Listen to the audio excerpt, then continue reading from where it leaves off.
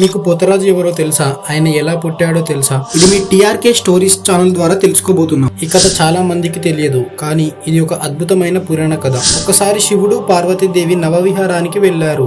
అప్పుడు పార్వతీదేవికి తీవ్రమైన దాహం వేస్తుంది. ఆమె దగ్గరలో ఉన్న ఒక పవిత్ర సరస్సు నుండి 7 దోసల నీటిని తాగుతుంది. ఆ నీటిని తాగిన వెంటనే ఒక అద్భుతం జరుగుతుంది. ఆమె గర్భం నుండి 7 అద్భుతమైన దేవకన్యలు జన్మించారు. ఈ సంఘటన చూసి ఆశ్చర్యపోయిన పార్వతీదేవి శివుణ్ణి అడిగింది, స్వామి, వీరెవరు? వీరిని మనతో పాటు తీసుకెళ్దామా అని అడుగుతుంది. అప్పుడు శివుడు చిరునవ్వుతో ఇలా చెప్పాడు, పార్వతి, వీరికి స్వతంత్రమైన జీవన విధానం ఉంది. మనం వీరిని ఇక్కడే వదిలేద్దాం. దాంతో పార్వతి అడిగింది, వీరికి తోడుగా రక్షగా ఎవరుంటారు అని అడిగింది. అప్పుడు శివుడు తన శక్తిని ఉపయోగించి ఒక శక్తివంతమైన పురుషుణ్ణి సృష్టిస్తాడు. ఆయనకే పోతరాజు అనే పేరు పెడతాడు. అప్పటి నుంచి పోతరాజు ఆ 7 దేవతలకు తమ్ముడిగా, రక్షకుడిగా, అండగా నిలిచాడు. ఆ దేవతల పేర్లు వీరవాణి, శివవాణి, కొండవాణి, ముద్దరాలు, జీకులమ్మ, కామవల్లి, సిరువాణి. ఇవే కాలక్రమంలో ఎల్లమ్మ, పోచమ్మ, బంగారమ్మ, పెద్దమ్మ లాంటి గ్రామ దేవతలుగా కొలుచుకోబడుతున్నారు. ఇలా 101 గ్రామ దేవతలకు ఏకైక తమ్ముడిగా పోతరాజు నిలిచాడు.